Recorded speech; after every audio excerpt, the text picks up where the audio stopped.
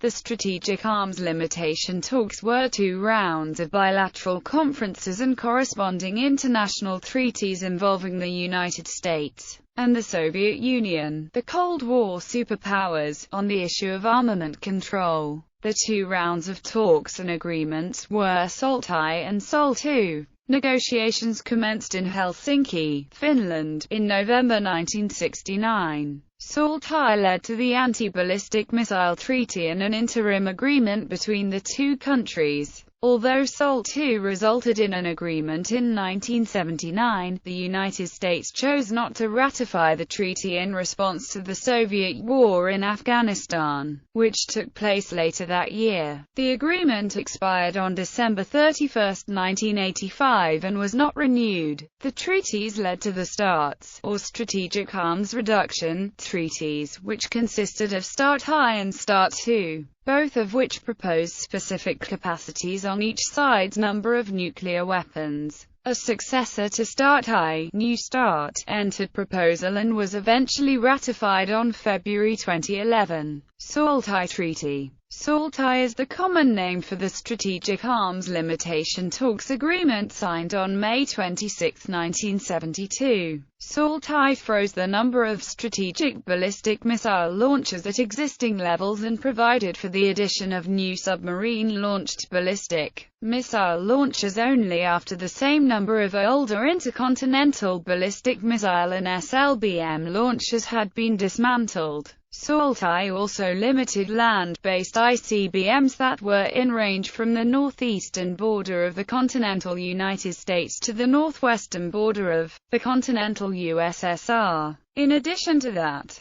SALT I limited the number of SLBM-capable submarines that NATO and the United States could operate to 50, with a maximum of 800 SLBM launches between them. If the United States or NATO were to increase that number, the USSR could respond with increasing their arsenal by the same amount. The strategic nuclear forces of the Soviet Union and the United States were changing in character in 1968. The total number of missiles held by the United States had been static since 1967 at 1,054 ICBMs and 656 SLBMs, but there was an increasing number of missiles with multiple independently targetable re-entry vehicle warheads being deployed. MIRVs carried multiple nuclear warheads, often with dummies, to confuse ABM systems, making MIRV defense by ABM systems increasingly difficult and expensive. One clause of the treaty required both countries to limit the number of sites protected by an anti-ballistic missile system to 2 each. The Soviet Union had deployed such a system around Moscow in 1966, and the United States announced an ABM program to protect 12 ICBM sites in 1967. A modified 2-tier Moscow ABM system is still used.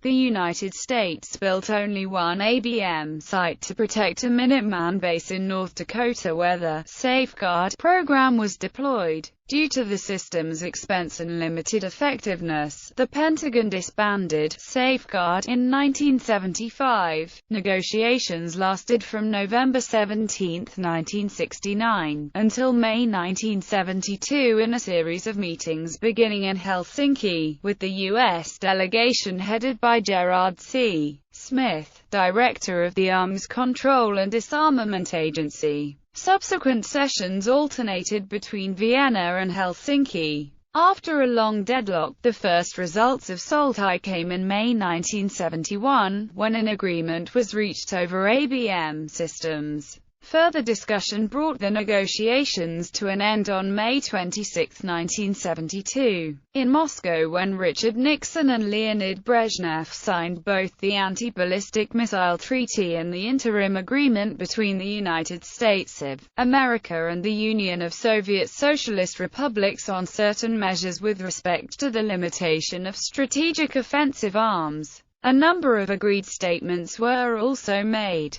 This helped improve relations between the United States and the USSR. SALT II. SALT II was a series of talks between United States and Soviet negotiators from 1972 to 1979 which sought to curtail the manufacture of strategic nuclear weapons. It was a continuation of the SALT I talks and was led by representatives from both countries. SALT II was the first nuclear arms treaty which assumed real reductions in strategic forces to 2,250 of all categories of delivery vehicles on both sides. SALT II helped the United States to discourage the Soviets from arming their third-generation ICBMs of SS-17, SS-19 and SS-18 types with many more multiple independently targetable re-entry vehicles. In the late 1970s, the USSR's missile design bureaus had developed experimental versions of these missiles equipped with anywhere from 10 to 38 warheads each. Additionally, the Soviets secretly agreed to reduce Tu-22M production to 30 aircraft per year and not to give them an intercontinental range. It was particularly important for the United States to limit Soviet efforts in the intermediate-range nuclear forces rearmament area. The SALT II treaty banned new missile programs, so both sides were forced to limit their new strategic missile types development. However, the United States preserved their most essential programs like Trident and cruise missiles. President Jimmy Carter wished to use as his main defensive weapon as they were too slow to have first strike capability. In return, the USSR could exclusively retain 308 of its so-called heavy ICBM launchers of the SS-18 type. An agreement to limit strategic launches was reached in Vienna on June 18, 1979, and was signed by Leonid Brezhnev and Carter. 6 months after the signing, the Soviet Union invaded Afghanistan, and in September of the same year, the United States discovered that a Soviet combat brigade was stationed in Cuba. In light of these developments, the treaty was never ratified by the United States Senate. Its terms were, nonetheless, honored by both sides until it expired. Subsequent discussions took place under the Strategic Arms Reduction Treaty and the Comprehensive Nuclear Test Ban Treaty. Bibliography. Burr, William. The Secret History of the ABM Treaty, 1969–1972, National Security Archive Electronic Briefing Book No. 60. The National Security Archive, George Washington University, Washington, D.C., 8 November 2001. http://www.gwu.edu/tilde/nzeb/nzeb60/index.html. Calvo Golakaran and Calvo Mitchell. The SALT Agreements. Content, Application, Verification, Brill, 1987, 428p, at Google Books. Clearwater, John Murray, Johnson, McNamara, and the Birth of SALT and the ABM Treaty, 1963-1969, ISBN 978-1581120622.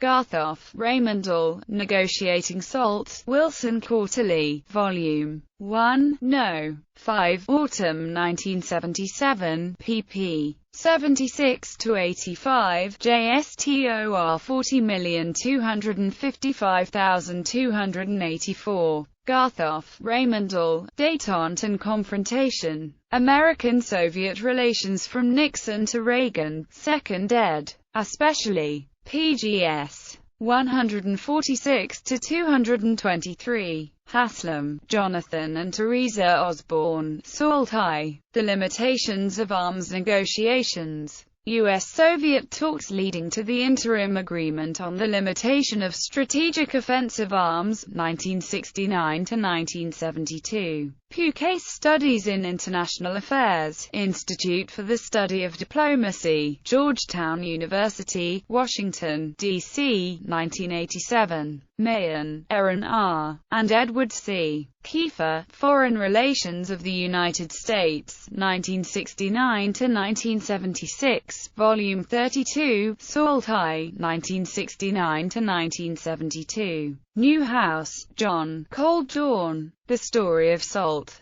Payne, Samuel B. The Soviet Union and Salt. Savelyev, Alexander G. and Nikolai N. Datinov, The Big Five. Arms Control Decision-Making in the Soviet Union. Smith, Gerard C. Double Talk. The Story of Salt I by the Chief American Negotiator. Smith, Gerard C. Disarming Diplomat. The Memoirs of Ambassador Gerard C. Smith, Arms Control Negotiator. Talbot, Strobe, Endgame. The Inside Story of Salt II.